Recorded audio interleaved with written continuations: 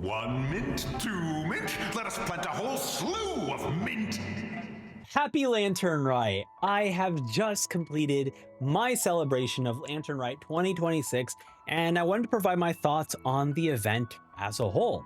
Now, I do not have a long history with Lantern Rite like many of you have, so I will not try and use this video as a way to compare to the previous Lantern Rite. Instead, I just wanted to talk about how much fun I had enjoying participating in this event and learning the story behind Zebai. First, starting with the minigames. There were 3 minigames that you can play through this Lantern Rite: an action game, a side scroller, and your standard Genshin combat challenges. I really enjoyed the action game. It was very slow at the start, but once you were upgrading and beginning to move faster and attack more enemies, I just had a blast returning to the game and collecting my Primo Gems. The side-scrolling game was incredible at first, but each stage is based off a different character's movements, and although characters like Veressa and Mualani were a lot of fun, every other character just broke the pacing of the smooth side-scroller runner game, because they all had some sort of ability that immediately stopped the player's movements once they hit the ground, which ruined the momentum of this style of game. Last was the standard Genshin combat challenge, and I enjoyed this if only for the sound the gold makes when you start to pop off. But I don't know why I can't understand the Luna reactions. It was way too difficult to even get a good run going. I just gave up after trying to get past the 12,000 point challenge. When it comes to the main story, a similar feeling is felt. A strong Act 1 and Act 2, but a weak Act 3 and Epilogue, but I'll do my best to explain why. I enjoyed this year's Lantern. I think Hoyoverse did a great job at creating this lore around the White Horse Adeptus Zebai, while adding some more depth to characters like Zhongli and the history of Teyvat. I appreciate the intrigue of the hole in the moon in Act 1. I do wish that we got to see that in-game, but I can understand the technical difficulties for having that outside of a cutscene. I also really enjoyed the art exhibition, but I wish they went a bit further by showing us more pieces of history and lore. Even if it's stuff we already know, I want to have this exhibition feel like it's historical with truly incredible pieces of history. However, what ties Act 1 all together was us meeting Zijou, Zebai's first deadly self.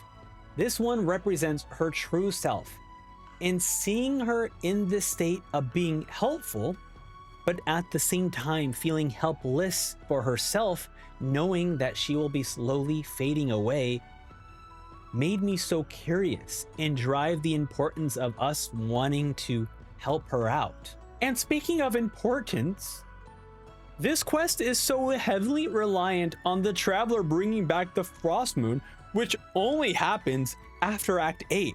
So are people just restricted from playing the Lantern Rite quest? Luckily, the story is a permanent quest, so people can enjoy this at their own pace, which is a great change. Thank you, Hoyoverse. Act 2 is where the story really shined for me, because the real ones appear: Mooncarver and Mountain Shaper. Whenever you see these two, you are in for a hilarious time. This time, these two dummies are talking about how well they plant mint, but also how much they want to plant mint at Cloud Retainers' homes, leading to just an incredibly hilarious moment where the Mountain Shaper is taken over by Zhijia, the second self of Zebai. Full of her memories and wisdom, she takes over Mountain Shaper to fulfill his goals of planting mint in Cloud Retainer's home, leading to an even more hilarious moment where Mooncarver tries to play it cool by telling the Cloud Retainer that Mountain Shaper poses no real threat, so we should just let him be. It's such a wonderful moment. I love these two characters showing up in these quests, even if they have NPC ass looking faces. Also, the Gaming possession was very funny as well. All of this culminating to a really cool moment where Zhijia talks to us about Zebai and Longan via an incredibly well animated video, which I'll have a reaction at the end of this video. It's a powerful moment of Jibai sacrificing herself to stop a celestial nail from wiping out Long Gone and her people. However, what I didn't make the connection to, and huge thank you to the comments of my videos, the celestial nail did still kill out everyone because the chasm is long gone. It just makes this even more of a tragic story. However, in a wild turn of events, and one that we still do not have answers for, Isroth, the ruler of time, prevented Jabai's soul from dying out. So I'm really curious, why did she do this? On one hand, Jabai is an angel, so I guess that kind of makes sense, but there's gotta be more to this. Lastly, Act 3 and the epilogue were a bit weak. Unlike Jiju and Jija, the Jichao is just so mean. But like not in a fun way, then Zhongli is like, hey, why not take her onto a tour of Liyue? This isn't the first time we've toured Liyue, nor is the first time we had to show someone around a location like, oh, look how everything has changed. And to do it now with someone so unlikable?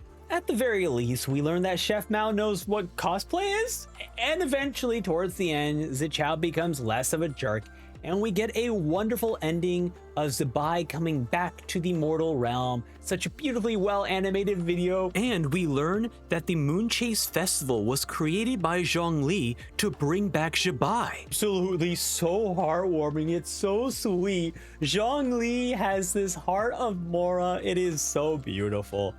And the only thing I have to say about the epilogue is the chariot ride was fun. We were also teased, though, a future Shenhe quest, with Zibai noticing that Shenhe no longer needs the red restraints for her. So I'm like, oh my god, we're actually going to get a moment where she's going to remove the restraints. Anyways, thank you all for enjoying this video. Huge thank you to the Patreon, Twitch, and YouTube members for supporting the channel. I greatly appreciate it. Now, please enjoy my reaction to the 2 Lantern Rite cutscenes. Okay, time to learn about Jibai's backstory. Here we go.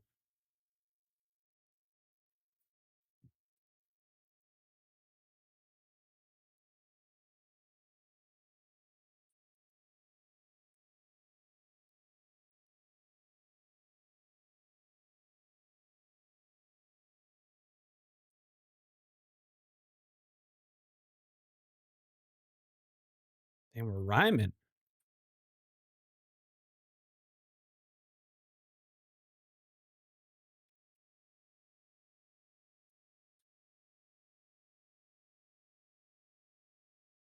Cool. Looks so awesome.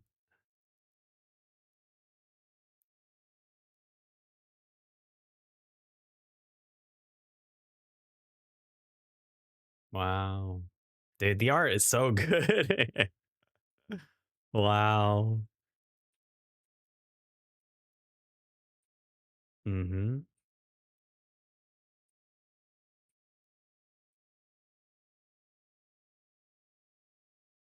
Soil and grain.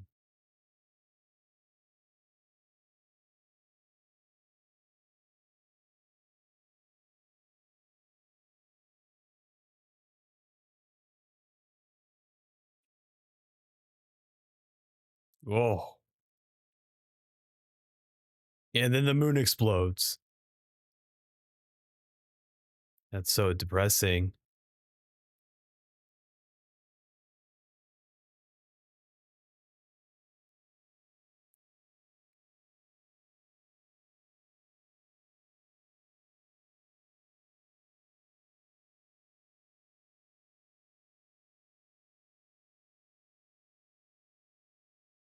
That's depressing.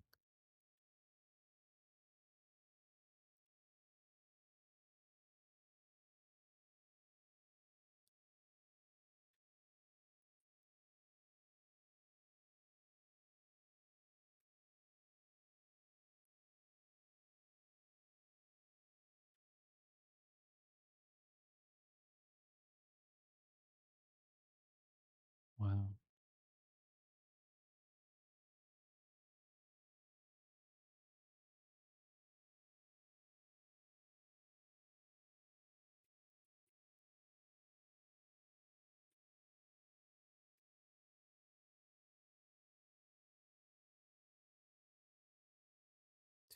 Uh, the way they've improved with like the flowing drapery, the atmosphere of this cutscene is so good.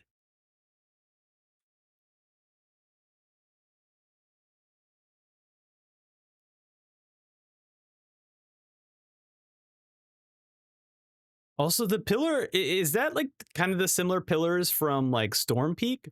Whoa. Or no, Dragon Spine. I'm thinking of Dragon Spine. Oh, and then that's where she splits herself off into the cool. Damn, that awesome. I don't believe this is because I'm right now I'm still going through my experience through the Lantern Right. I'm only in the day 2, or I guess not part 2 of the Lantern Right. So I'm not sure how many parts there are if we're going to get more backstory, but already setting up kind of this tragic sacrifice she basically made in order to protect the people is very fascinating. I want to hear more about her story because even right now in the story, we don't know much about her. She's only just starting to open up to the travelers. So I'm really excited to learn more. But man, that was beautifully animated. So awesome. Already, the water paints and everything. So beautiful. I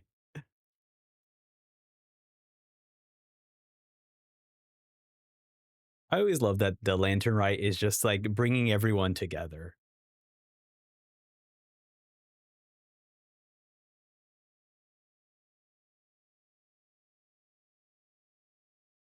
Oh, there it is.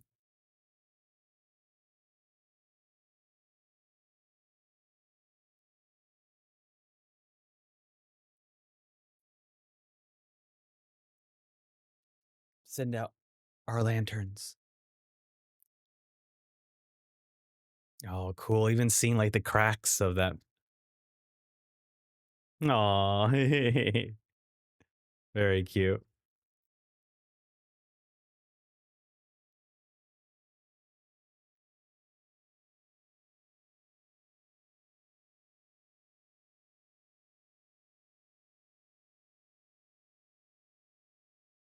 Awesome.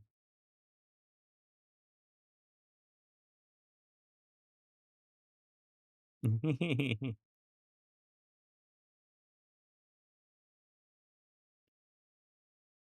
souls, here we go. We're sending them off. So cool.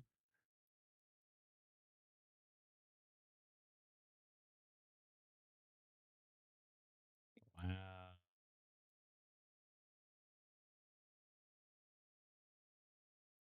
Awesome, dude. The way it's all visualized.